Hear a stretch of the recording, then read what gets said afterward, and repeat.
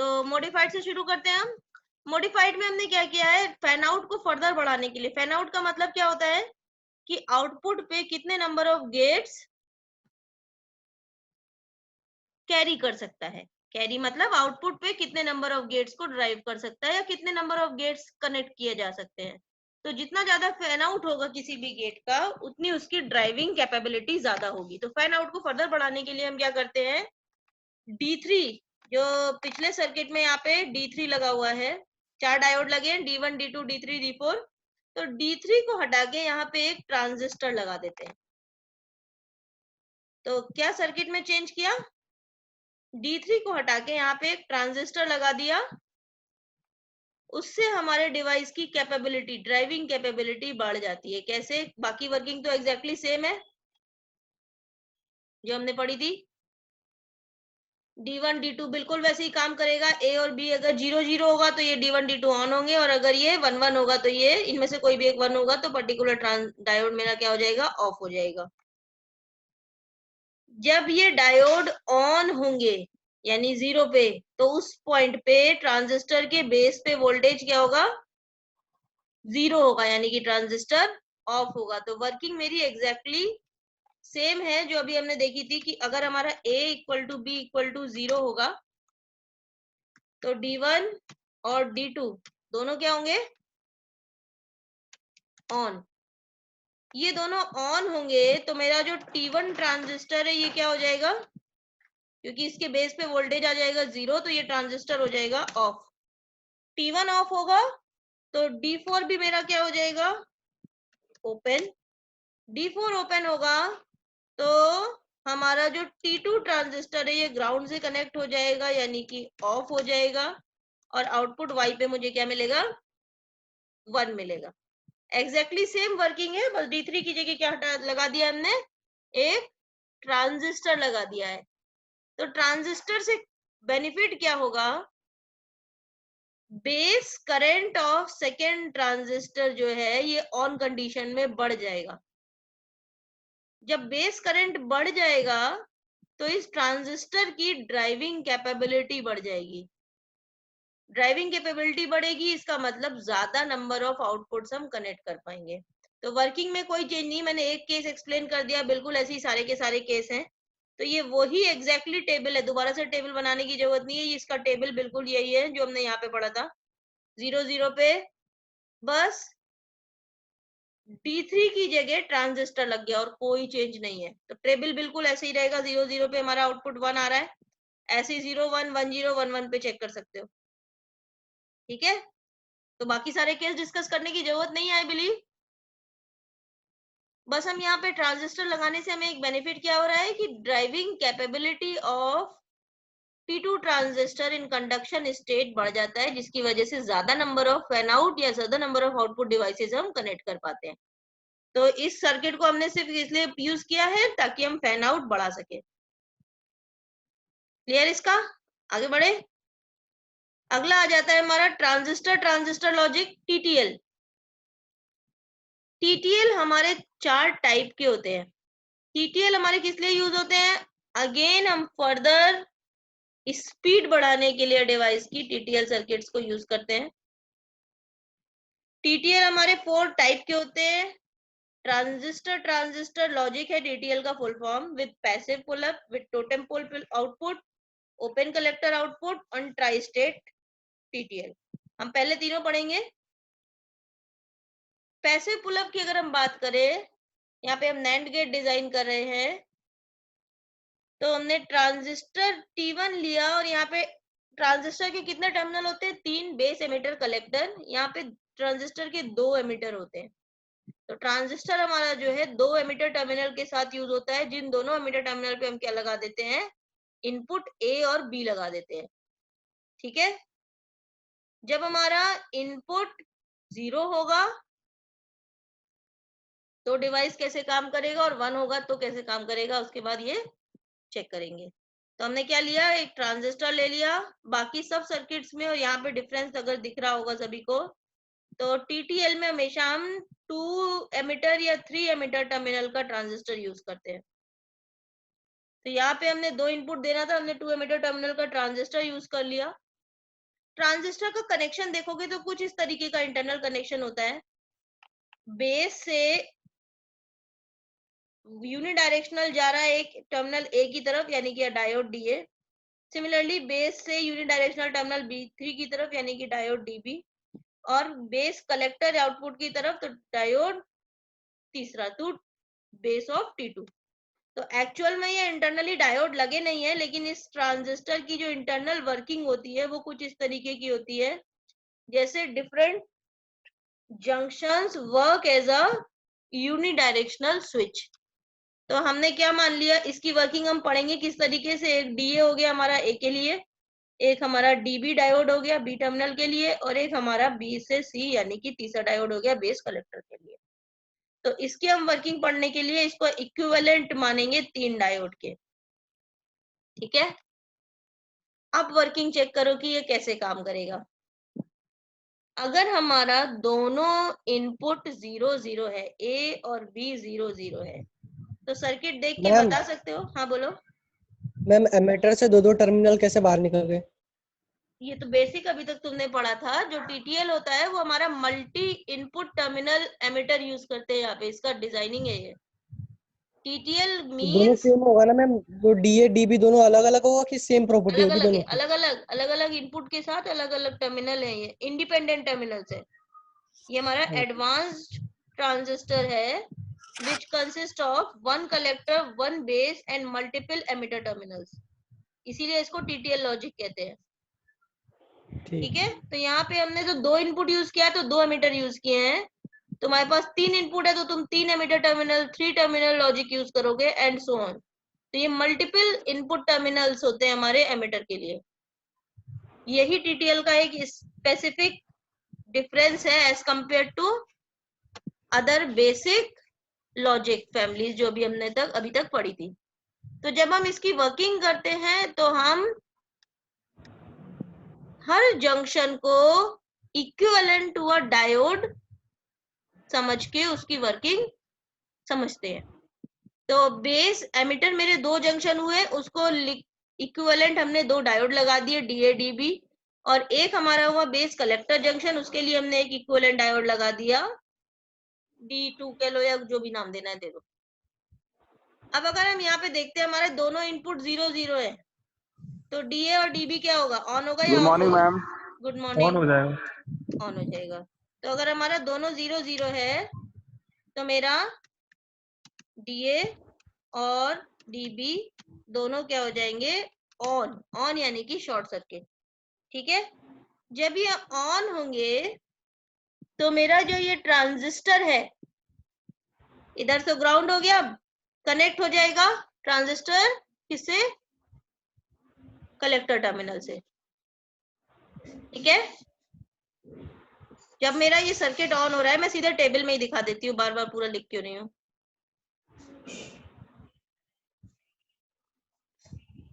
हमने यहाँ पे ट्रांजिस्टर लिया,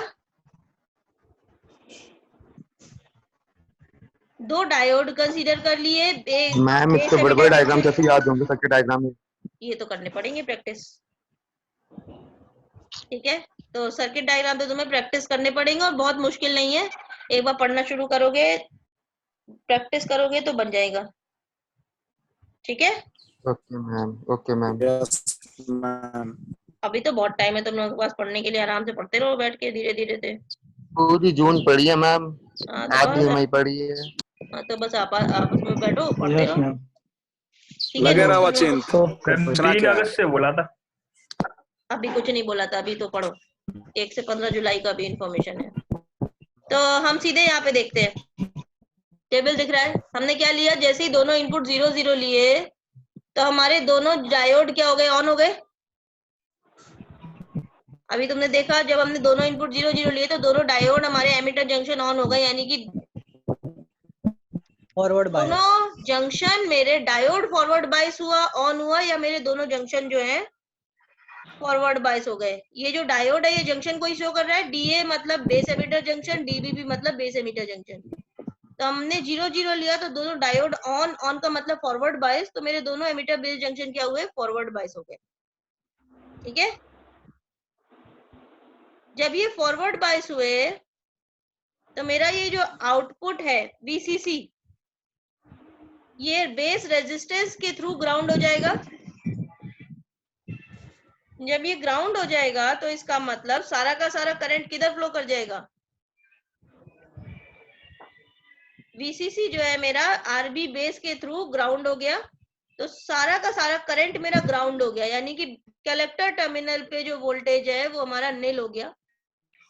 ये वाला डायोड जो मेरा है ओपन सर्किट हो जाएगा, क्योंकि ये मेरा ऑन हो गया तो ये 0 0 आ जाएगा इस पर्टिकुलर वोल्टेज। तो ये डायोड मेरा ओपन सर्किट हो गया, जिसकी वजह से ट्रांजिस्टर T2 क्या हो जाएगा? ऑफ। ये ऑफ हो जाएगा तो T3 भी मेरा ऑफ हो जाएगा। T3 ऑफ हो जाएगा तो आउटपुट पे मेरा कितना मिलेगा? 1 मिलेगा, यानी कि हाई। ठीक है, क्लियर हुआ या लिखूं मैं यहाँ पे? जब भी हमने A और B दोनों को क्या किया? 0 0 दिया, तो मेरा DA और DB ये दोनों क्या हो गए? ऑन हो गए। ऑन हो गए तो ये जो तीसरा वाला डायोड दिख रहा है, इसके P साइड पे 0 मिलेगा। 0 मिलेगा तो ये जो तीसरा डायोड है ये मेरा क्या हो जाएगा? ऑफ हो जाएगा। जब ये तीसरा डायोड ऑफ हो जाएगा, ये किससे कनेक्टेड है मेरा? T2 ट्रांजिस्टर से, तो T2 भी मेरा ओपन सर्किट हो जाएगा। अब T2 किससे कनेक्टेड है? T3 से, तो T3 भी मेरा ऑफ हो जाएगा। और जब ये भी ओपन सर्किट हो जाएगा तो आउटपुट किससे कनेक्ट हो जाएगा? VCC से, तो कैपिटल Y कितना मिलेगा? 1 मिलेगा। ठीक है, क्लियर सभी को? यही टेबल में लिखा हुआ है, तो अब ऐसे में सब बार बार नहीं लिखती हूँ। अब अगला कंडीशन देखो टेबल में।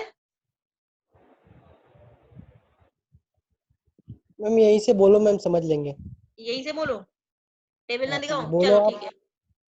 मैम अब फिर डायग्राम इनमें नहीं से दिखता है ना। किसी भी एक को अगर हम 1 कर देंगे, A या B में से किसी भी एक को 1 कर देंगे, तो कॉरेस्पॉन्डिंग डायोड क्या हो जाएगा? Reverse wise. Reverse bias. Of लेकिन ऑन दूसरा हो वाला जाएगा। जो है जो 0 रहेगा, किसी भी एक को अगर हम 0 कर रहे हैं और एक को 1 कर रहे हैं, तो एक डायोड तो मेरा ऑन ही होगा। एक ऑन होगा, इसका मतलब ग्राउंड रहेगा ये वाला टर्मिनल। ठीक है? कौन सा वाला? नहीं, ठीक है, लिखना पड़ेगा। किसी भी एक को 1 कर दिया मान लिया मैंने, और B को 0 कर दिया। अब देख के बताओ DA क्या होगा? मैम डीए रिवर्स वाइज हो जाएगा। हाँ, रिवर्स पास में हो जाएगा। और DB क्या होगा? ऑन और रहेगा। ऑन रहेगा मतलब शॉर्ट सर्किट कनेक्ट होगा, तो ये वाले टर्मिनल पे वोल्टेज 0 होगा, तो डायोड D क्या होगा? ऑफ रहेगा, क्योंकि ये तो 0 कनेक्ट कर रहा है ना। DA तो मेरा ओपन सर्किट हो गया, लेकिन अभी DB ऑन है, यानी कि ग्राउंड करेगा इस टर्मिनल पे वोल्टेज 0, तो D मेरा क्या रहेगा? ऑफ रहेगा। हम T2 ऑफ हो जाएगा मतलब। हाँ बस, तो इसके बाद का पूरा कंडीशन सेम है। तो D ऑफ है तो T2 ऑफ, तो T3 of.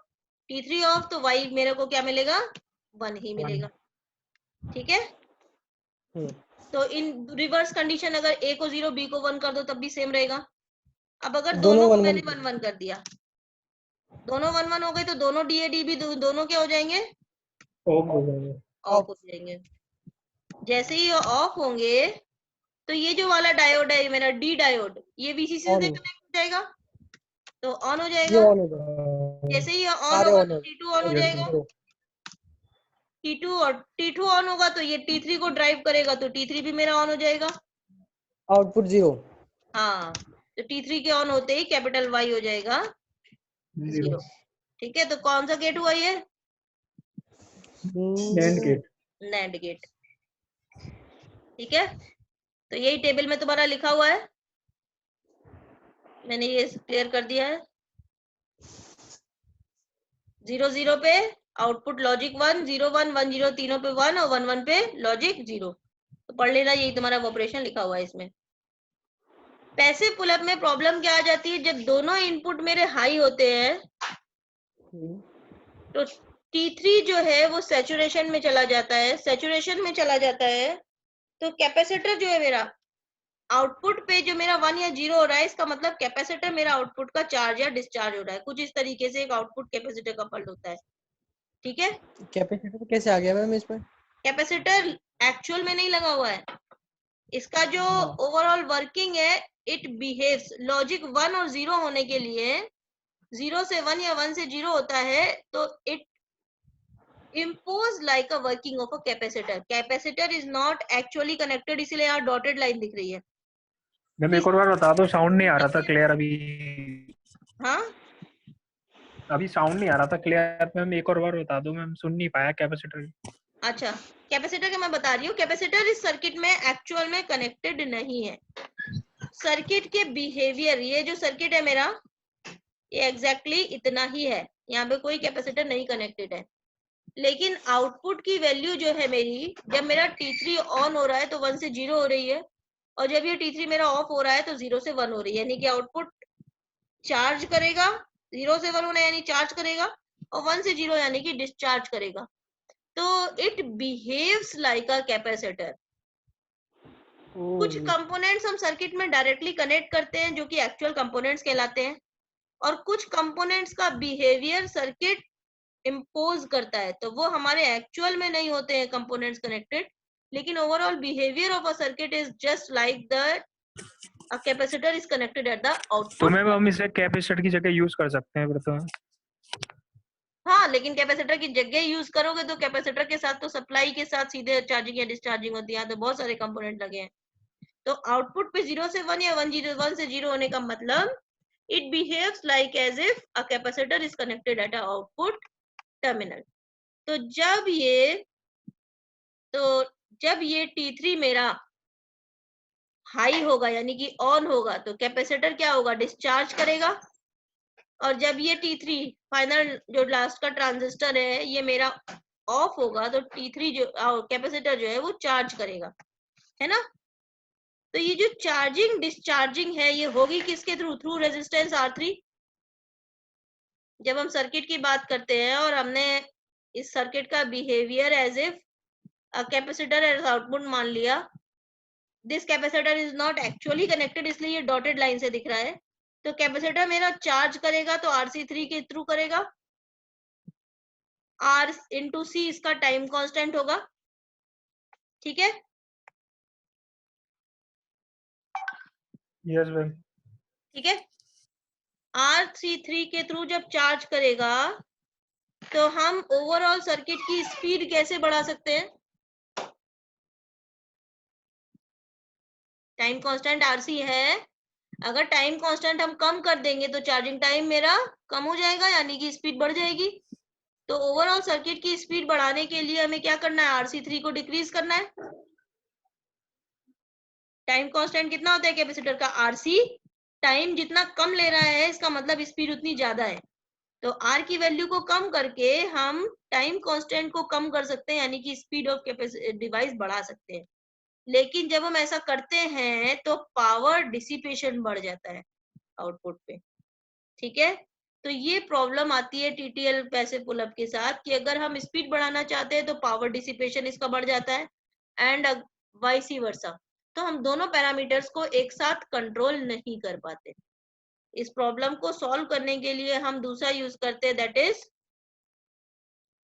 Totem pole output या active pull up.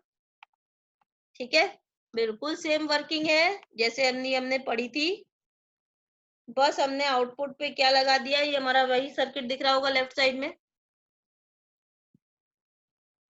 Base resistance transistor के 2 एमिटर टर्मिनल पे A और B कनेक्ट कर दिया, देन T2 ट्रांजिस्टर हो गया, RC2 ये इसके साथ कनेक्ट कर दिया. हमने यहाँ पे एक और ट्रांजिस्टर ऐड अप कर दिया T4, और डायोड के साथ उसको आउटपुट पे कनेक्ट कर दिया. तो जब ये मेरा T4 ऑन होगा, बाकी सारी वर्किंग तो सेम है जो हमने अभी तक पढ़ी थी. अब जब मेरा T3 ऑफ होगा और T4 ऑन होगा तो ये VCC के थ्रू मेरा आउटपुट कनेक्ट हो जाएगा, D1 ऑन रहेगा. और जब अपोजिट कंडीशन होगी, मैम हाँ बोलो. T4 को ऐड क्यों किया हमने? T4 ऐड किया ताकि हमारा जो पुलअप है, पुलअप मतलब क्या होता है, आउटपुट को 0 से 1 करना, और पुल डाउन का मतलब 1 से 0 करना. तो जब हम इस सर्किट में देखते हैं तो हमारा जो पुल अप है थ्रू रेजिस्टेंस हो रहा है, सिर्फ थ्रू रेजिस्टेंस। रेजिस्टेंस हमारा पैसिव डिवाइस है, इसके लिए हम इसको पैसिव पुल अप कहते हैं। ठीक है, यस मैम। यहाँ पे हमने चार्जिंग के पाथ में ट्रांजिस्टर लगा दिया which is a active device, इसीलिए इसको हम एक्टिव पुल अप कहते हैं।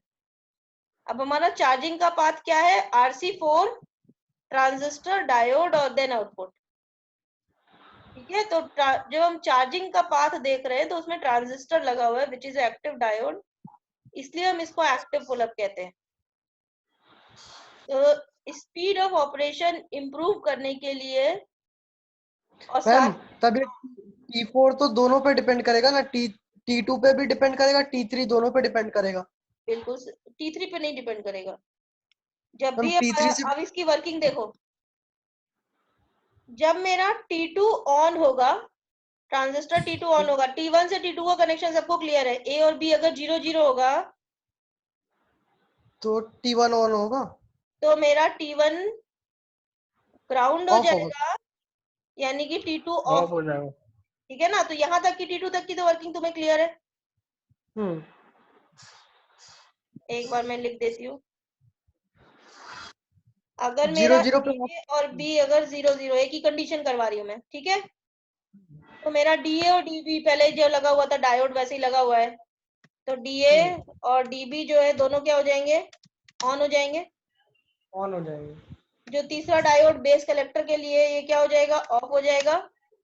जब ये T2 ऑफ भी ऑफ होगा हो तो जाएगा। T2 क्या हो जाएगा, वन ऑफ हो हो जाएगा। जाएगा। T2 ऑफ होगा वाई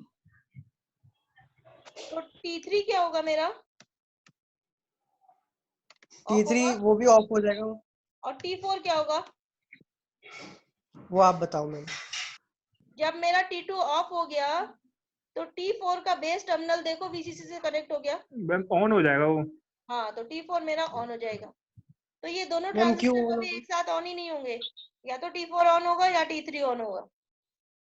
मैम हाँ, मैम टीटीएल गेट क्या होता है? टीटीएल गेट क्या होता है? TTL में होता है ट्रांजिस्टर ट्रांजिस्टर लॉजिक। हमारे मल्टीपल एमिटर इनपुट अगर हम लेते हैं तो हमारा TTL कहलाता है। ये डिफरेंट टाइप के कॉन्फ़िगरेशंस हैं, तो जब हम मल्टीपल ट्रांजिस्टर्स लगाते हैं तो हमारा ट्रांजिस्टर ट्रांजिस्टर लॉजिक कहलाता है। और उसमें एक जो हमारा इनपुट ट्रांजिस्टर होता है वो हमेशा मल्टीपल एमिटर टर्मिनल वाला इनपुट होता है। ठीक है, जैसे हमने पहले डायोड ट्रांजिस्टर लॉजिक पढ़ा था DTL, RTL पढ़ा था तो हमने रेजिस्टर और ट्रांजिस्टर लगाए थे। यहाँ पे TTL में हम मल्टीपल ट्रांजिस्टर के थ्रू इनपुट से आउटपुट को रीड करते हैं। ठीक है, और मल्टीपल हाँ एमिटर टर्मिनल के थ्रू हम इनपुट देते हैं। तो खैर हम यहाँ पे T3 और T4 में आ गए, तो जब भी हमारा T2 ऑफ होगा, T2 ऑफ होगा तो मेरा T3 भी ऑफ होगा। और क्योंकि T2 ऑफ होगा तो देखो VCC जो है वो RC2 के थ्रू बेस ऑफ T4 में जुड़ रहा है, तो हमारा T4 क्या हो जाएगा, ऑन हो जाएगा। जब T4 ऑन होगा तो डायोड D1 जो है वो भी ऑन हो जाएगा, और D1 ऑन होगा तो मेरा जो आउटपुट है ये क्या हो जाएगा, 1 हो जाएगा। वन। ठीक है, तो T4 और T3 एक साथ ऑन नहीं होंगे। जब मेरा T4 ऑन होगा तो डायोड D1 ऑन होगा और ये चार्ज करेगा टुवर्ड्स VCC, और जब T3 ऑन होगा तो ये डिस्चार्ज करेगा टुवर्ड्स ग्राउंड। इतना क्लियर है? ठीक है ना, यस मैम। तो आगे बढ़े। तो यहाँ पे हमने क्या किया, चार्जिंग के पाथ में एक्टिव डिवाइस लगाई है, इसलिए इसको एक्टिव पुल अप कहते हैं। बाकी वर्किंग बिल्कुल सेम है, दोबारा से वर्किंग बताने की मुझे जरूरत नहीं पड़नी चाहिए। ठीक है, बाकी ट्रांजिस्टर वही लिखा हुआ है हमारा जो अभी टेबल जैसे देखा था। क्योंकि हमने चार्जिंग पाथ में ट्रांजिस्टर लगा दिया है तो हमारा जो चार्जिंग पाथ है वो सिर्फ RC पे डिपेंड नहीं कर रहा है। ठीक है, चार्जिंग पाथ का रेजिस्टेंस अब क्या हो गया मेरा, RC4 plus base emitter junction का रेजिस्टेंस प्लस डायोड का फॉरवर्ड बायस में रेजिस्टेंस। तो इनमें से बाकी रेजिस्टेंस को अगर हम कम कर देते हैं लेकिन RC4 को नहीं चेंज करते तो भी हमारा चार्जिंग टाइम हम कंट्रोल कर सकते हैं। RC4 को अगर हम रिड्यूस नहीं कर रहे हैं तो हमारा पावर डिसिपेशन पे इफेक्ट नहीं पड़ता है। तो बस इतना डिफरेंस आ रहा है यहाँ पे कि हम active pull up active device लगा रहे हैं पुल अप पाथ में, जिसकी वजह से हम स्पीड बढ़ा पा रहे हैं in addition to power dissipation. ठीक है, अभी तक हमने जितने भी लॉजिक पढ़े हैं इसमें हमने डायोड यूज किया है। अच्छा ये वाला भी देख ले, ओपन कलेक्टर आउटपुट। इसमें क्या किया है, बस हमने आउटपुट को ओपन कर दिया है, ये हमारा ओपन कलेक्टर आउटपुट कहलाता है। वर्किंग वही एग्जैक्टली सेम है। जब भी मेरा ट्रांजिस्टर T2 जो है ये ऑन होगा, ये ट्रांजिस्टर T1 T2 की वर्किंग तो अब तक क्लियर है तुम लोगों को। मैं सिर्फ लास्ट वाले पाथ की बता दूं। जब भी हमारा T3 ऑन होगा तो ये आउटपुट हमें ग्राउंड मिलेगा 0, ठीक है, और T3 ऑफ होगा, ऑफ ओपन सर्किट, तो आउटपुट क्या मिलेगा, VCC। तो बाकी सारे पाथ की वर्किंग तुम्हें क्लियर है, बिल्कुल वैसे ही बढ़ोगे। A और B अगर 0 0 है तो बेस कलेक्टर का डायोड मेरा जो T1 का है वो ऑफ हो जाएगा। हो जाएगा, T2 ऑफ हो जाएगा, T2 ऑफ हो जाएगा तो मेरा T3 भी ऑफ हो जाएगा, आउटपुट पे क्या मिलेगा, 1 मिलेगा। ठीक है, और जब ये दोनों आउटपुट में VCC कैसे मिलेगा मैम? आउटपुट मेरा 0 हो जाएगा ना, ये ग्राउंड, ये आउटपुट तो ओपन सर्किट है ना, तो मुझे क्या मिलेगा डिवाइस पे, VCC मिलेगा। मैम ऑफ है तो 1 मिलना चाहिए ना? VCC हाँ 1 ही तो मिल रहा है। अच्छा उल्टा बोल दिया क्या मैंने, फिर से बोलती हूँ। हाँ 0 बोला मैम। तो है तो DA और DB मेरा हो गया ऑन, जो डायोड है वो हो गया ऑफ, T2 हो गया ऑफ, T3 हो गया ऑफ। जब T3 पे ऑफ हो गया तो आउटपुट पे मुझे क्या मिलेगा, VCC मिलेगा, यानी कि 1 मिलेगा। ठीक है, तो अगर मैंने पहले उल्टा बोल दिया तो ये वर्किंग वही है जो बिल्कुल नैंड गेट की है, कुछ चेंज नहीं है, बस हमने सर्किट में नंबर ऑफ कंपोनेंट्स कम किए, यानी कि सर्किट को इफेक्टिव, कॉस्ट इफेक्टिव बनाया है। यहाँ पे टोटम पोल आउटपुट में हमने क्या किया था, नंबर ऑफ कंपोनेंट बहुत ज्यादा यूज किए थे। यहाँ पे हम ओपन कलेक्टर आउटपुट लेते हैं, जब मेरा 1 1 होगा तो मेरा T3 ऑन होगा, जब A और B 1 1 होगा तो T3 ऑन हो जाएगा, और T3 ऑन हो जाएगा तो आउटपुट मुझे 0 मिलेगा। ठीक है, तो इसमें फाइनल वर्किंग बस इतना देख लो, जब भी मेरा T3 ऑन होगा तो आउटपुट 0 मिलेगा, और T3 ऑफ होगा तो आउटपुट 1 मिलेगा। 1 मिलेगा। ठीक है, बाकी बिल्कुल वही वर्किंग है जो भी अब तक हमने पढ़ी। जो हमारा लास्ट लॉजिक है that is emitter coupled logic. अभी तक हमने जितने भी लॉजिक पढ़े थे उसमें और इसमें अंतर क्या है, एमिटर कपल्ड लॉजिक का स्पीड सबसे ज्यादा होता है। यहाँ पे हम ट्रांजिस्टर को सैचुरेशन में नहीं एक्टिव रीजन में यूज करते हैं, तो हम यहाँ पे ट्रांजिस्टर के 2 मोड यूज करते हैं, कट ऑफ और एक्टिव, सैचुरेशन यूज नहीं करते हैं। बस इतना ही डिफरेंस आएगा डिवाइस में। ठीक है, तो अगर हम एमिटर कपल्ड लॉजिक की बात करते हैं तो ये कुछ इस तरीके का सर्किट हो गया मेरा। ट्रांजिस्टर दिख रहे हैं, टेबल में एक छोटा सा डिफरेंस याद रखना,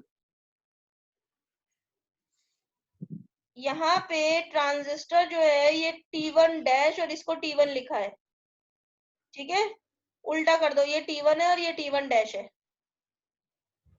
या यहाँ पे तुम यही रहने देना, मैंने इसका टेबल बनाया हुआ है, A के साथ यहाँ पे मैंने T1 लिया और B वाले ट्रांजिस्टर को T1 डैश लिख दिया, बस इतना गलती है यहाँ पे, तो उल्टा ध्यान रखना बस। तो चलो इसकी वर्किंग देख लेते हैं। जब भी मेरा A और B 0 0 है तो दोनों T1 और T1 डैश क्या होंगे, मैम क्या A और B दोनों 0 है? ऑन हो जाए। ऑन हो जाएंगे। और T1 डैश क्या हो जाएंगे, T1 और T1 डैश दोनों 1 हो जाएंगे। ऑन होंगे, ऑफ होंगे, ट्रांजिस्टर है ये, बेस पे मैम वोल्टेज इसमें होगा तो कट ऑफ होंगे, ओपन सर्किट होंगे।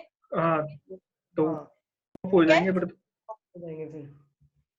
जब मेरा, लिखती भी जाती हूँ मैं, चलो इसको एक कंडीशन लिख देती हूँ, बाकी सारे कर लोगे वैसे ही।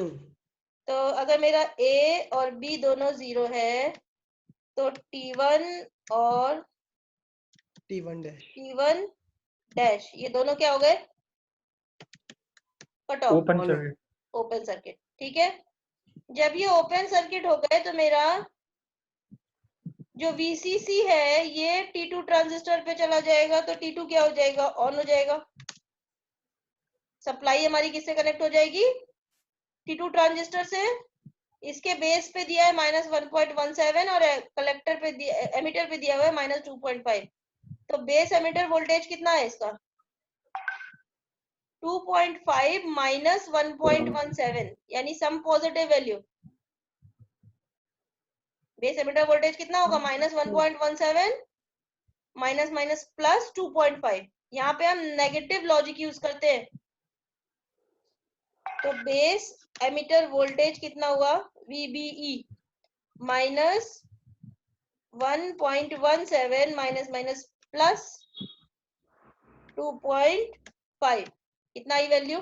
समवेयर अराउंड 1.33 ऐसा कुछ थ्री है। थ्री थ्री ठीक है। तो VB इतना आ गया मेरा 0.7 से ज्यादा, तो ये D2 क्या हो गया मेरा? ऑन या एक्टिव। तुम्हें वोल्टेज लेवल पता होंगे कि अगर हमारा VB 0.7 से ज्यादा होता है तो डायोड मेरा एक्टिव में आ जाता है। ठीक है, एक्टिव हो गया T2 यानी T2 ऑन हो गया।